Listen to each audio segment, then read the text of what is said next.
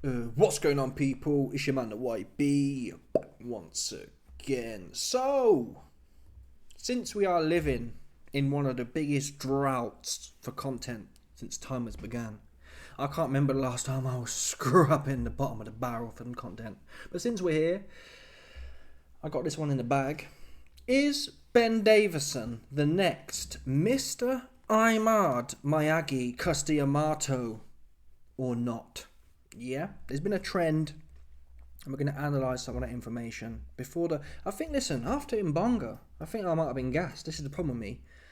If you have one good fight, I start sucking you off. This is what it is, man. It's the light skin in me. AJ knocked Mbonga out, and I was like, I think I said,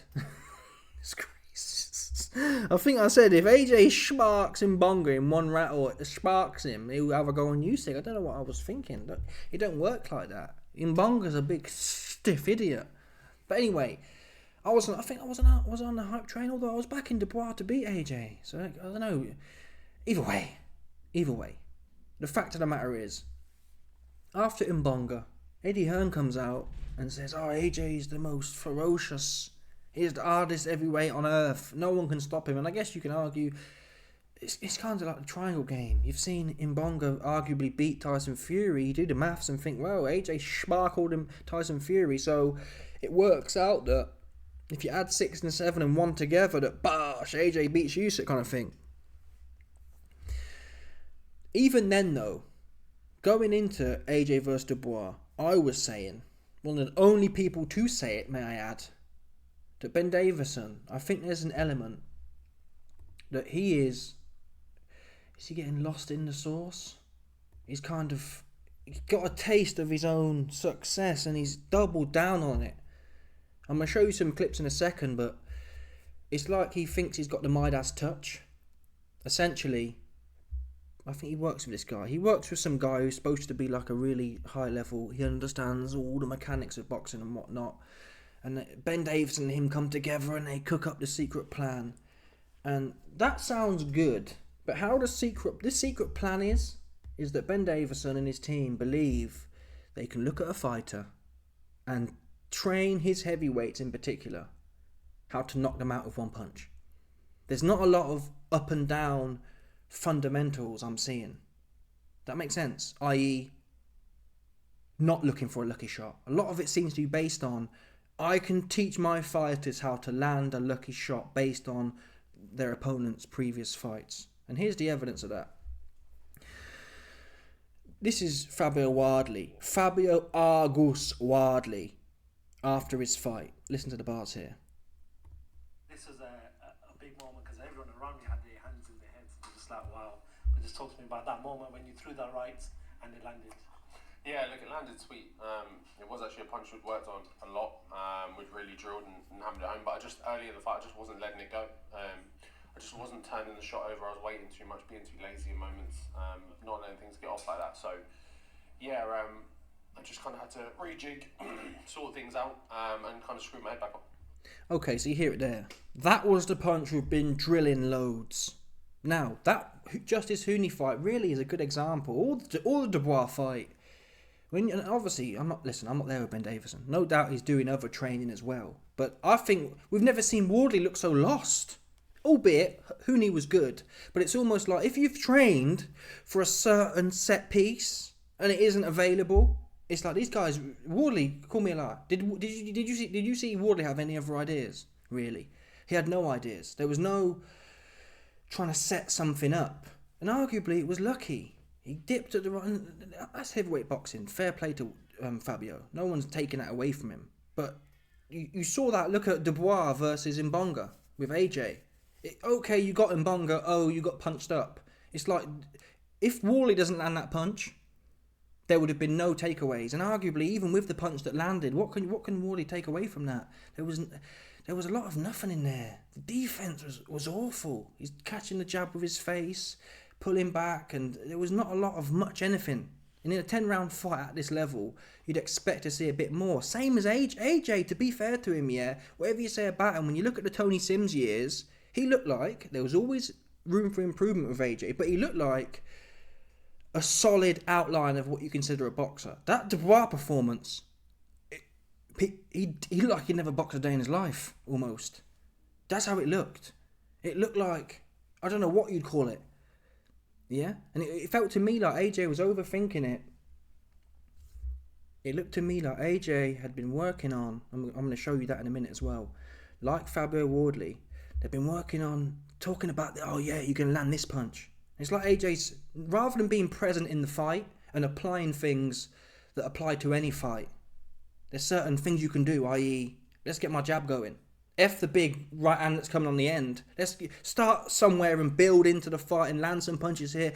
It's a flowing fight. I don't think the old school fighters, I don't think they went in there looking for this one shot and if this happens, I'm going to do it.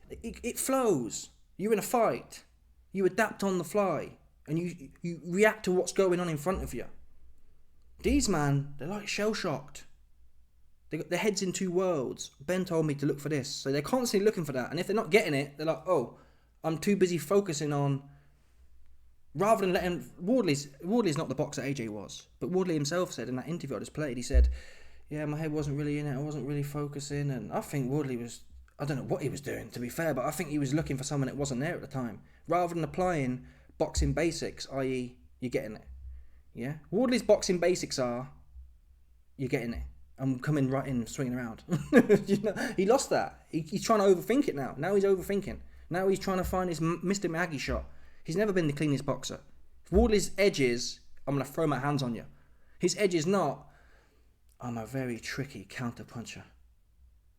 His best win up to that point was Fraser Clark. And how did he get Fraser Clark out of there? He kind of pounced on him. It wasn't a massively set up play. From Wardley's hands have got to be going. End of the day. Now, he's still learning, but the point I'm making out here is, or trying to make, is the trend here. You just heard Wardley say, yeah, we practiced that punch loads. Yeah, that's how it looked. That's all you'd practiced. What if that doesn't work? What if you hadn't caught Huni with that shot? There was nothing else there to talk about, to tell the truth. Same as AJ. When AJ couldn't land his big shot, his big, look at, what was he doing? Uppercut. When AJ couldn't land his uppercut from last year, from Djibouti, he swung that. When he couldn't land that swinging uppercut, he was like, I don't know what else to do. That's what I trained for. Anyway, here's Mr. Miyagi talking about the AJ situation on TalkSport. Criticise one another. Trainers, football coaches don't criticise one another. So I wanted to get your reaction to what Shane has said, and also to clarify what it was that you were telling Anthony Joshua to do, because ultimately Shane's making an observation. The outcome that Shane was suggesting manifested itself. So walk me backwards. So he's saying that Daniel puts a right hand behind the double. So he's saying Daniel Dubois throws a double jab, then a right hand. He would be 100% correct. That was Daniel's throwing that throughout the fight. We've asked AJ to throw a double jab and bring it up the middle. Daniel was defending AJ's right hand by ducking underneath it. Therefore, if he's ducking underneath your right hand, the correct adjustment is to let him dip onto the right uppercut. What's the roll of dice bit? Roll of dice is like, that was something that he worked on throughout camp. Double jab, bring it up the middle. Right. Because against Hrgovic, he was, again, but so often getting out, hold on, let me finish. Yeah, go on. He's regularly getting underneath Hrgovic's right hand. Hrgovic then started to throw an uppercut, but wasn't bringing his feet in to be close enough to deliver the shot. I think that terminology, when you hear... Okay, so again, I've never heard a trainer, and this is what I'm saying when I talk about the Messiah complex. I've never heard a trainer in all the years I've watched boxing ranking off over a set piece. Yes, Fabio Wardley, oh yeah, we drilled the dip and right hand. Oh yeah, and it's always the right hand. Obviously it's a power shot, but I never see him drilling no big left hook, which is arguably a safer shot than the right hand uppercut. It's right hand uppercut business. To be to be focused on that, it's just risk city. End of the day. So it's like Ben's got this. Oh yeah, we'll do this set piece, and he'll do this, and we're gonna do that. Bosh. But if that don't happen, what you got? AJ's actually, he's got good uppercuts, to be fair, but he used to be a hooker. I remember the last time I saw him hooking, to be fair. Did he catch Wallen with an uppercut and a hook? Maybe, but where's the jab left hook? Yeah? That's pretty safe. Rin tight, pop, Canelo style. Double jab left hook. Listen, my point is, yeah, you can't, boxing isn't about how you get a big right hand off. You've got a multitude of tools, and it seems like, again, Wardley, no left hook. Wardley, no left uppercut. Wardley, there's nothing else there. It's the big right hand. Big... And it worked. It sometimes works, it sometimes don't. And to be fair with Itauma, I think Itauma, so far at this level, he's looked all right. He doesn't seem to be... He can let both hands go. His IQ seems to be there. So it might not mean nothing. It might have... Mr. Maggie, Ben Davison and Itauma might come together nicely. But I just worry that they get too focused on, rather than the full process, preparing for a fight in different eventualities. I don't necessarily believe in set pieces, because it rarely works out like that when you're in front of someone. It's not the same as it is when you're drilling it on the pads or you're drilling it on the bag. Even if you're watching footage, it's completely different when you're in there. So I'm not sure what the point is. Teach the base fundamentals and send them in there. And a good fighter, they'll see what's there. You can highlight them to it. Oh, he's got these tendencies. I'm not sure that's all you should be looking for, though. I'm looking for it. Oh, I can't see the shot that we've been training for, so I'll just... It's too much going on, man. Prepare them, like Mike Tyson. Mike Tyson, they'd train different combinations. I'm not even sure Mike Tyson would train for his opponent's weaknesses, though. You see what I mean? Mike was focused on what he was doing. Mike was reactive. He'd see a body was open and go body head. These are basic things. You've reduced it to the basics, right? Body head. Not, yeah, when he does this, and it's way too much to think about when you're in there. It's very hard to think when you've got a big ass mandingable like Daniel Dubois in there throwing his jab with bad intentions. It all sounds good. Yeah, we know Dubois. Just think about it. You're a fighter, all right? And you've been in camp. Yeah, we know Dubois is going to throw the double jab, and he's going to throw the right hand, and then he's going to dip under. And I'm sorry, I'm not an experienced boxer at all. So maybe as you get more experience, I don't think AJ is the most highest IQ boxer either. He needs. I've been saying this for years. He needs basics, man. Golovkin style, hands on your head, man. Pop. That's what you need. Pop, bosh. Yeah, through the target, not waiting. That's what I'm saying. I think AJ was best when he didn't use to wait. He wasn't looking to be an out-and-out counter puncher. He was coming right at you and letting his heavy hands go, which is really one of the more basic ways to think about it. He wasn't I'm gonna hit and I'm gonna be mystical with it, right? Straight up and down. Stick your hands here, yeah. Pop, dip, bosh. Take their head off, straight through him. Mike Tyson was similar. He'd have his own choreographs, not based on what his opponent was doing. He was focused on his own actions. Slip. See what I mean? Cuss wasn't saying, okay, this opponent here, he likes to do this, so we're now going to change what we're doing. You give him the base fundamentals, maybe a few tips. Oh, look out for the his left hand's low, or his right hand's low, whatever. I just think it's... What do I know? Nothing. Ben's more successful than me, obviously, but I think there's a potential. We have to see how good Itauma's gas is. We have to see how hard he can punch with someone in there who's decent. And we have to see if he can take a punch. But if it's all... He does look lightning quick, to be fair. I've never seen someone as quick as him, to be honest. He's very quick and he seems to be heavy-handed. His feet are very good as well. So they've done a good job with him. He clearly gets it. But I'd hate to see... The best performer... Look at Duran Ennis, for example. Listen, do you think Duran Ennis goes in there and he's looking for one shot that they've drilled? He's touching you all over like a heavy bag, man. You're not right. And so far, the lower levels, Itauma's look pretty similar, right? They're touching you all over. You don't know where it's coming from. It's not... the best fighters don't look for set pieces. I can't think of one example of it. Even Wilder, his party trick... All he had was a right hand, to be fair. But his party trick... It wasn't based on a set piece. He was trying to get his right hand on you. He was looking how to land his right hand. He wasn't waiting for, okay, this guy likes to dip here, so when he dips here, no. I can't think of an example. Floyd Mayweather again. He's finding things. They're not doing. Floyd's doing what he's doing. They're not looking for set pieces. Sorry, and you come unstuck when you get to a higher level. With this kind of. It's not even a knockout mentality. Of course, fighters should be ferocious, yeah. But in a way, it makes them less ferocious. Wardley's got less ferocious. And to be fair, I don't believe...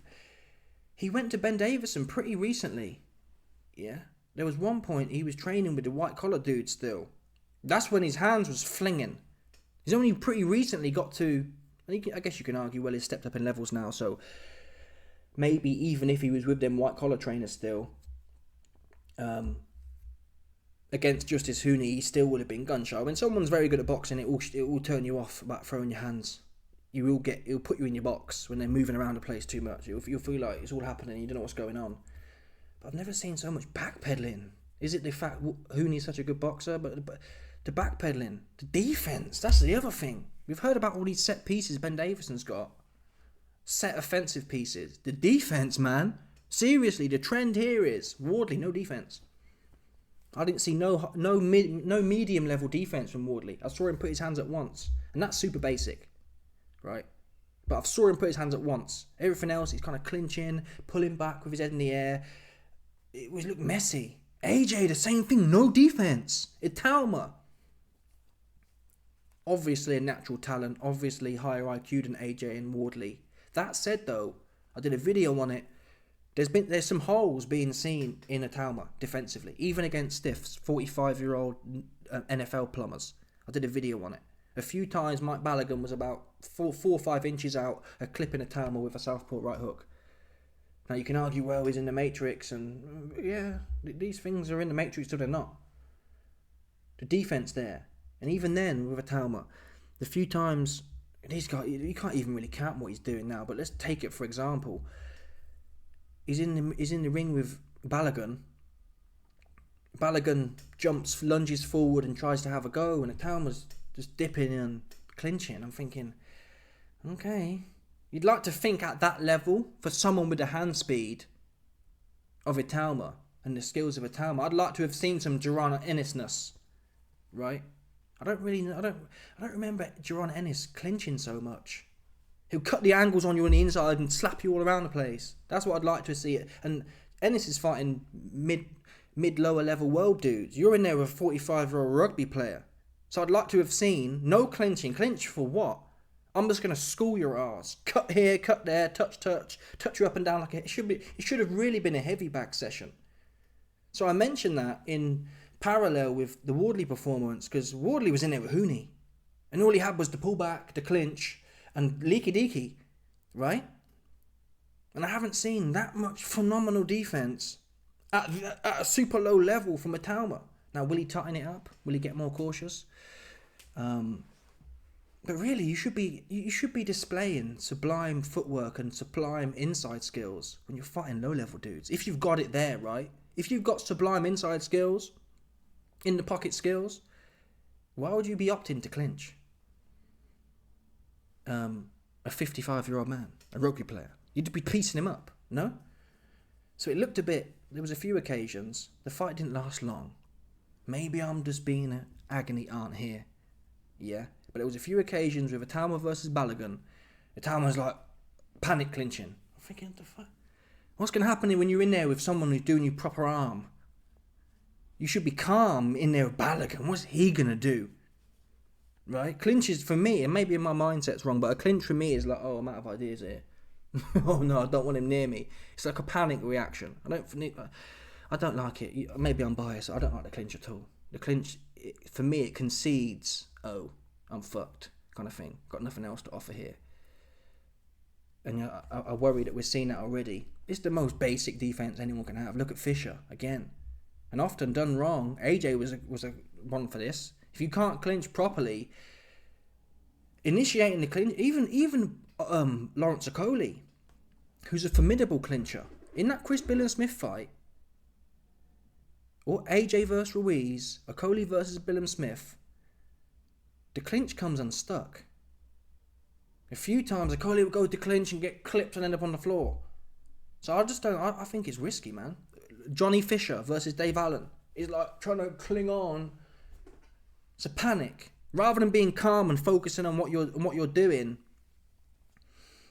keeping your head in the game, you've kind of resorted to, oh, it's over, I need to quickly grab onto it, I'm scared to death. I don't think that's what the place you want to be, man. If you're gagging for the clinch, sometimes you can do it strategically, engage a clinch, but for me personally, it wouldn't be where I'd base it wouldn't be my base call for defense. And right now, it's looking like I think AJ versus Dubois as well. He gets clipped and he's like hanging. He's trying to pull back and cling on, and it's like, oh, looks messy, man. Just clinging on, and it's like, oh, he's all over the place. There's no inside defense, man. No inside defense. There's nothing cute about it. And I think that's a lost art, to be fair. There's a lost art of the cute defense. There's a lost art of... and then man did do a lot of clinching. The old school man, there was quite a bit of clinching there. But it wasn't so much panic clinching. You can watch Burt Cooper versus Holyfield. There's a few times they clinch, but in the main, they're toe-to-toe, yeah, just bobbing and whatnot. It's not a whole bunch of... These new age man, yeah, the minute there's someone's on top of them, they start gasping, and it's like they've never been there before. It's like that's all they know how to do, and at some point, oftentimes it doesn't work. It doesn't work. And I'd argue you never really want to concede that you want to clinch. That's what I'd argue. I'd argue that a man who concedes he needs to clinch is out of ideas. End of the day. But that might be controversial. I don't like the clinch, full stop. Ban it in my book. It's not boxing. This isn't wrestling, man. If you want to do some BJJ and roll on the floor with some sweaty dudes, then that's something else, in my opinion. Boxing should be hands, feet, and head movement. End of the day. And I think we'd see better fights on that basis, to be fair. Anyway, there's another bit here, and this links into... At the end of the day, man, I don't want to see Itauma ruined. If he is this quality thing, I don't want to see him turned into... Because for me, so far at least, Itauma, from the base of what I'm seeing, Itauma, he could be something proper.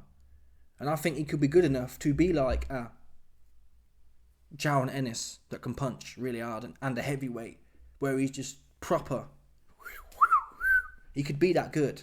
But if all he's reduced to is, oh yeah... And I think a lot of people teach this, yeah. When someone's on the inside, clinch them. That is often a go-to setting, right? But I think from what I'm seeing so far, I think Itauma's got more than that to offer. He could really be putting dudes to work at heavyweight with his speed and his footwork. If you've got speed and footwork, the clinch against a 50-year-old man should be the last thing on your mind. You'd have thought.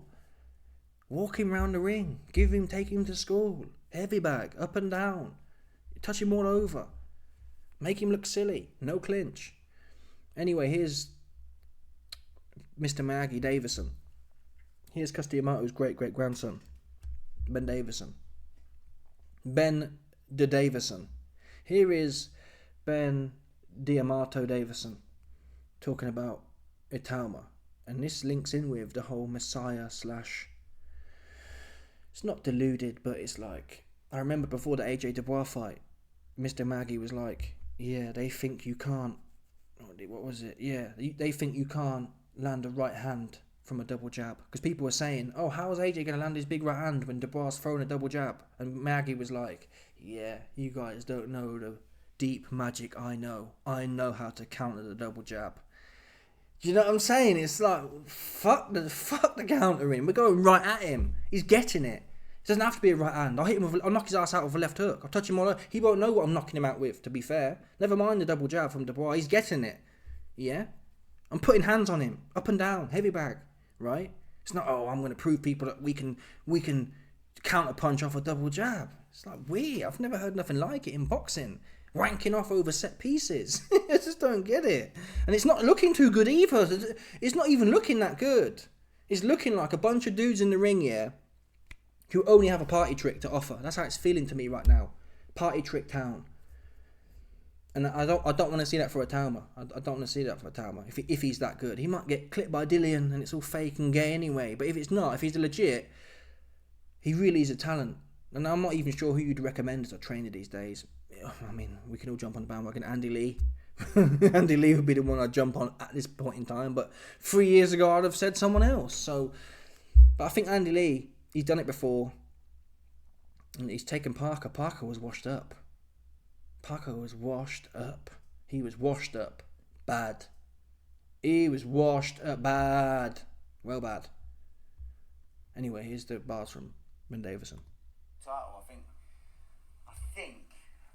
Pulev and Michael Hunt, their opinion on it. I don't know if it's done. I don't know,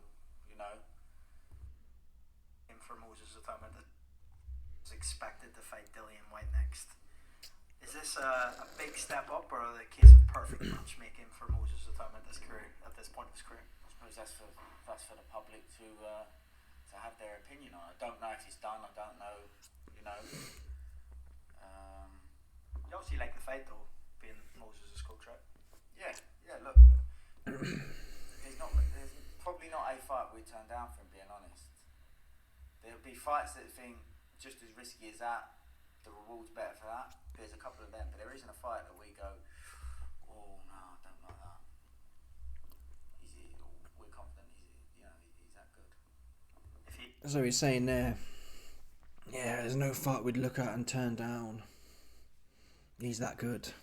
I think that reflects Ben's image of himself to some extent. Yeah, we're that good is what he really wants to say. Yeah. Itauma's skills and my phenomenal ability to find the perfect punch were unstoppable. That's how it's coming across to me, man, to be honest. I don't want to see Itauma turned into. He's clearly he's quick, man. He's quick. And then again, he looks quick against people who are no good. We'll find out how quick he really is.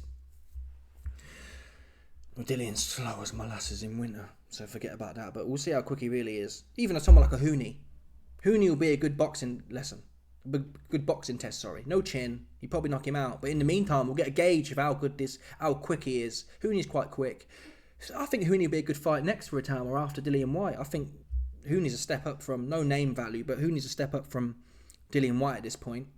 And he's got no chin, so you could just clip him early. But in the meantime, if you don't catch him for 4 or 5 rounds, we're going to find out how good Itauma really is at boxing. I think Huni's a good lower risk. Well, I guess maybe not though. If you don't land the punch, could Itauma get boxed up? That would be an interesting test. But anyway, back to Mr. Maggie. You see what I mean? Oh yes, we've got the. He's that good. There's no one we wouldn't fight at the moment. No, that's probably, is it bravado? Normally though, trainers do blow smoke up their fighters' ass. These new age trainers do.